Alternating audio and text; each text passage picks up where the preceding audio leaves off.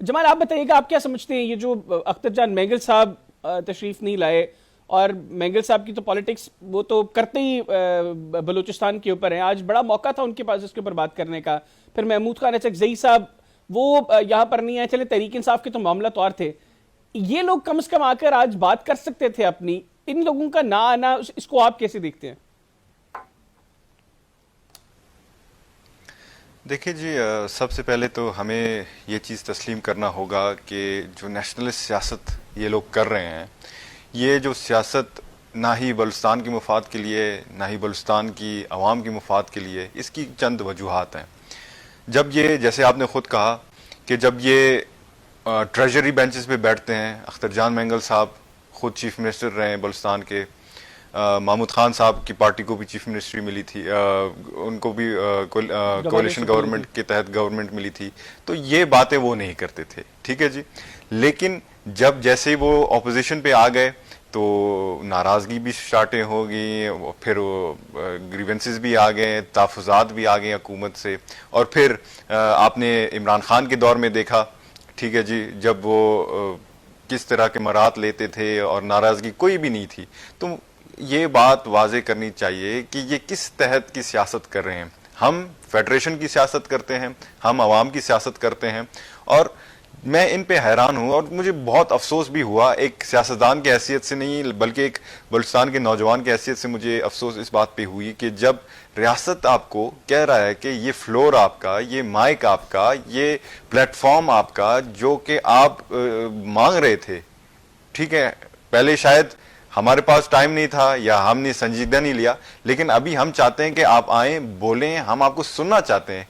फिर आप कहते हैं कि नहीं जी, हम नहीं, ना ही इस फ्लोर को इस्तेमाल करना चाहते हैं और ना ही हम आपसे बातचीत करना चाहते हैं। वजह सिर्फ ये है कि हम जो हैं अपने जो जाती मुफाद है हम उसको बालातर समझते हैं। तो मैं समझता हूँ ऐसी सियासत कतन नहीं करनी चाहिए, हमें लोगों को बेवकूफ भी नहीं बनाना चाहिए। बलूचिस्तान के लोग जान चुके हैं कि असली सियासत कौन करता है, कौन किसने कितनी कुर्बानी दी है।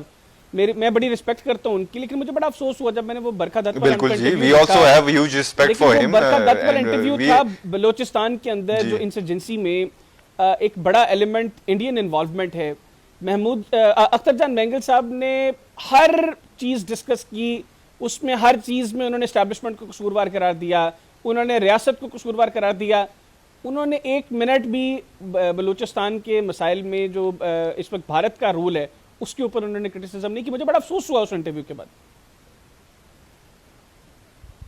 देखिए जी, यही मसला है बलूचिस्तान का कि हम सच नहीं बोलते। हमें पता है कि सच क्या है। हम ये जो दहशतगर्दी है ये पिछले कई दहाइयों से चलता आ रहा है, और इसकी एक वजह है कि ये जो जख्म है ये क्यों नहीं भर रहे।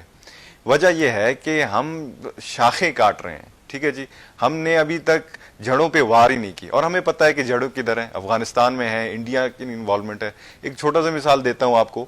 29 जुलाई 2011 को मेरा 13 साला भाई हकमल रहसानी शहीद किया जाता है, जो कि एक जो फुटबॉल मैच में मदऊ किया जाता है, फिर उसे दहशतगर्द शहीद करते हैं, ठीक है जी।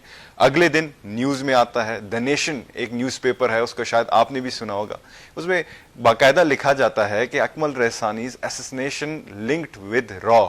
फिर उधर लिखा जाता है कि रॉ जो है BLA BLF जैसे तंजीमों को फंड करता है कि ये बलूचिस्तान की अमन को सबूताज करें। दूसरा, अगर सबूत ही ढूंढना है तो कुलभूषण यादव से बड़ा सबूत तो नहीं है हमारे पास। हम ये कतन रूल आउट नहीं कर सकते कि थर्ड जो फैक्टर इन्वॉल्वमेंट बलूचिस्तान में है जो डालते हैं वो क्यों इन चीजों को क्यों डिस्कस नहीं करते, इनके ऊपर क्यों बात नहीं करते?